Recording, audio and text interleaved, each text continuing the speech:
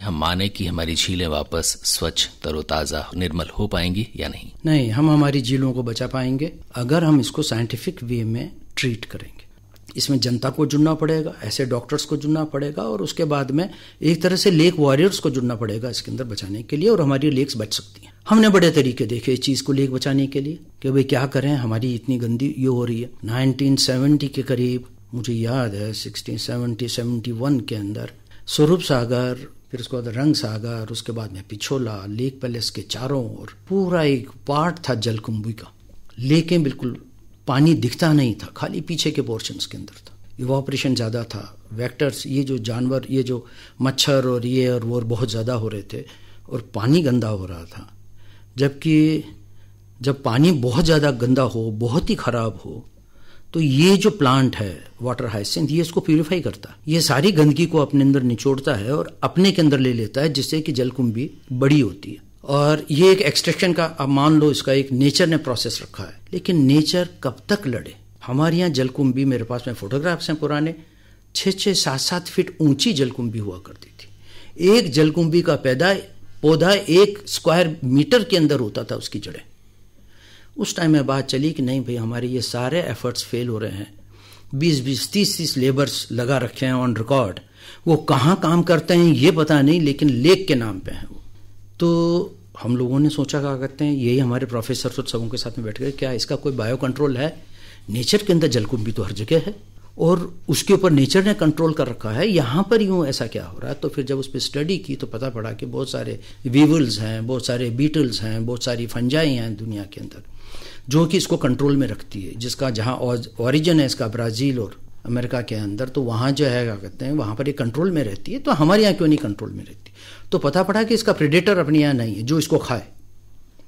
Government of India पहले से इस पर काम कर रही थी, क्योंकि उधर सारे हिंदुस्तान की, एशिया की सारी झीलें इस टाइप के प्लांट से ख़त्म हो रही थी। तो उसमें आया कि भाई कि यहाँ पर कुछ वीवल्स, बीटल्स डाला जाएँ, जो जैसे आइकोर्निया नियोचेटिनी है, आइकोर्निया ब्रूसाई है, ये लाई जाएं, ये डाली जाएं, ये इस पे पनपेगी और ये इसकी वाटर चैनल्स को ख़त्म करेगी और जलकुंभी ख़त्म होगी। ये इसकी प्रेडेटर है। और ये जो बीटल है ये उड़ नहीं सकता है यूँ, लेकिन जब जलकुंभी ख़त्म होगी तब ये एक प्लांट से दूसरे प्लांट जाने में इसको उड़ के मेहनत करके जाना पड़ेगा। मसल्स डेवलप हो जाती हैं और बीटल के और 20 किलोमीटर तक जाती हैं, उड़ सकती हैं फिर ये। लेकिन ये बाकी अपनी वेजिटेशन को ख़त्म नहीं कर सकती। ये गवर्नमेंट ऑफ इंडिया की जो साइंटिफिक बॉडी था उसने कर रखा था इसको, तो हमने यहाँ पर रिलीज़ करवाया। और यहाँ रिलीज़ कराने के बाद में बहुत बड़ा कंट्रोल है। प्लांट की साइज़ कम हो गई, 1 मीटर में 25-30 प्लांट होने लग गए, जहाँ पर कि एक मीटर भी कम पड़ता था एक जलकुंभी के पौधे के लिए। उससे इसको कंट्रोल किया। और उदयपुर की जनता कूद पड़ी। 1970-71 के अंदर जब हमने रिक्वेस्ट की उदयपुर की जनता से कि उदयपुर ख़त्म हो रहा है, टूरिज़्म ख़त्म हो रहा है, हमारी रोज़ी रोटी ख़त्म हो रही है, इन लेक्स को बचाना पड़ेगा, जलकुंभी निकालनी। और उस टाइम में जलकुंभी उन्मूलन एक हमने प्रोजेक्ट चलाया, जिसके अंदर के 8 दिन तक कंटिन्यूस उदयपुर की जनता वो तालाबों में कूद चुकी थी और वहाँ से सारी उन्होंने जलकुंभियाँ निकाल के बाहर निकाली थी। और 1970 के करीब, 71 के करीब 4-5 करोड़ रुपए बहुत ज़्यादा माना जाता था।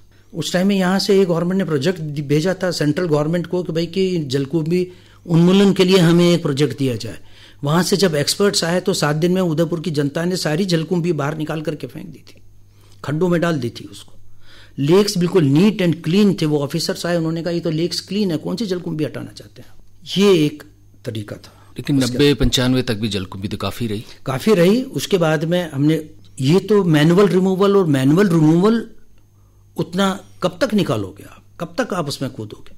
तब फिर हम आए इस बायो इसके ऊपर, कंट्रोल के ऊपर। तब फिर उसके बाद में हमने बीटल्स और ये डाले यहाँ पर।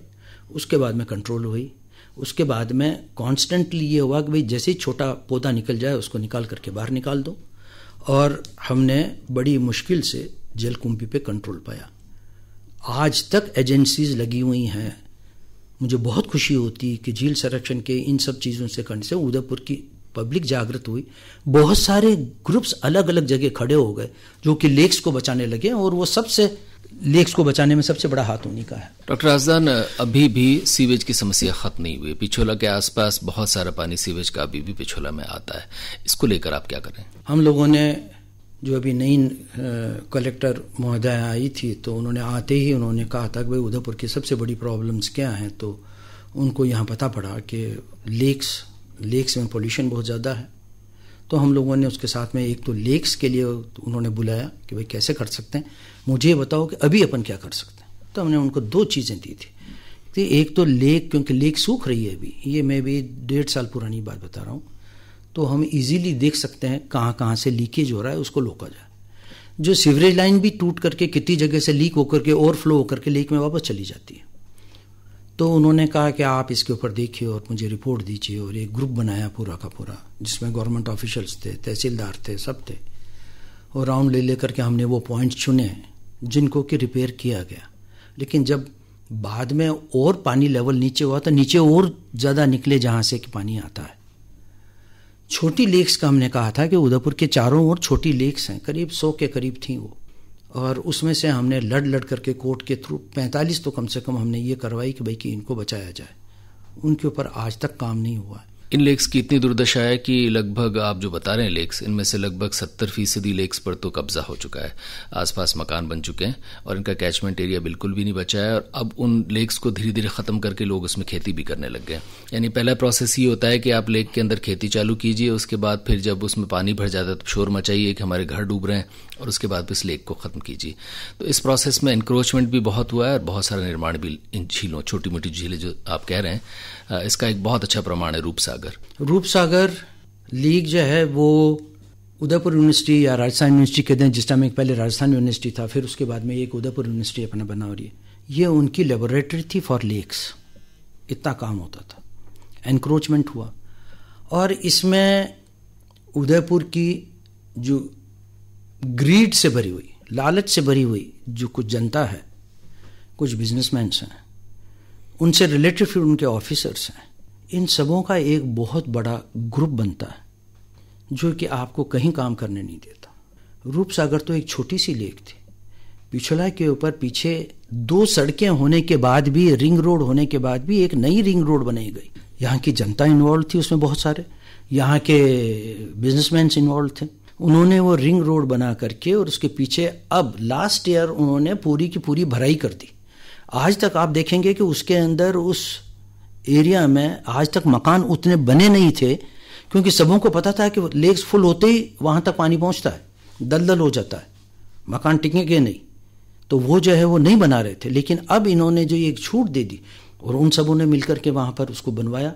लड़ते रहे हम कोर्ट के अंदर, इसके अंदर, और क्योंकि लड़ने वाले खाली सिर्फ हम और हमारे सामने सारे दुश्मन खड़े हुए, सक्सेसफुल हो गए वो। ये हमारी एक, जिससे मैं कहता हूं कि जहां हमारी डिफीट हुई, जहां के हम कुछ कर नहीं पाए, वो एक सेक्शन ये है।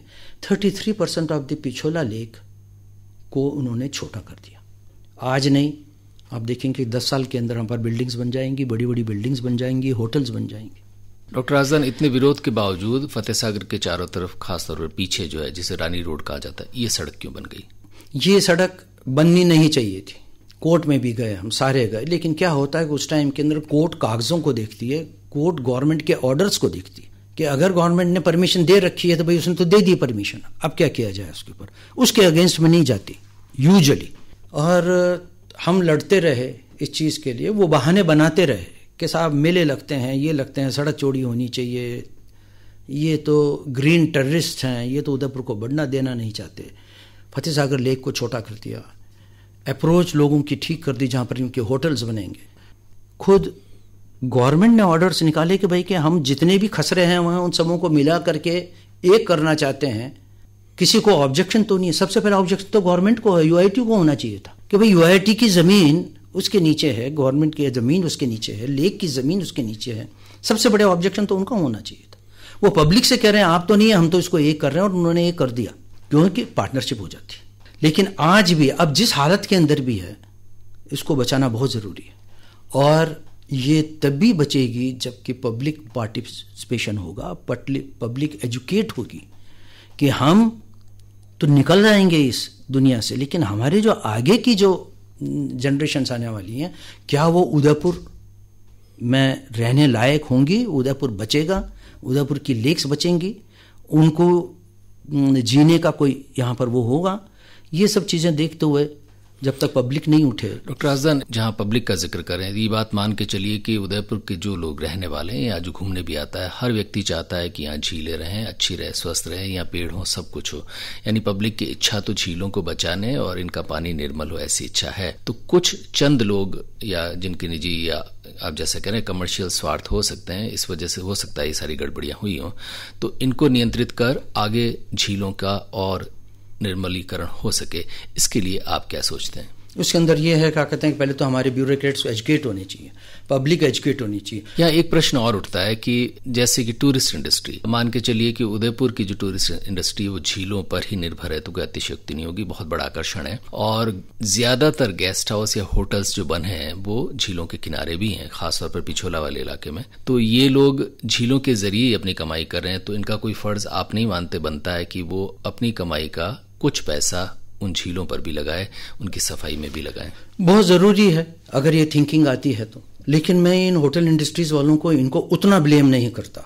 इनको इंस्ट्रक्शन दे दिए कि आप अपने एक सेप्टिक टैंक बना लो, आप क्या एक छोटा सा फिल्टर लगा लो और उसके बाद में उसको हमारे सीवर में डालो या हमारी नाली में डाल दो। Now it is the duty of the government to carry that thing because they are giving the tax. Udaipur की पब्लिक टैक्स देती है फॉर सीवरेज, तो आप उसको ले जा करके उसके अंदर डालिए। आपकी नालियां क्यों अंदर पड़ रही हैं? तो मैं जहां उनको ब्लेम देता हूं, उसी के साथ मैं गवर्नमेंट और गवर्नमेंट एजेंसीज को ब्लेम देता हूं कि वो वहां से पानी लेकर के, वहां से सीवेज लेकर के उसको लीक करा करके इधर डाल देती है। सबसे बड़े गुनाहगार वो हैं। आप फैसिलिटी दीजिए, सब चीज करिए।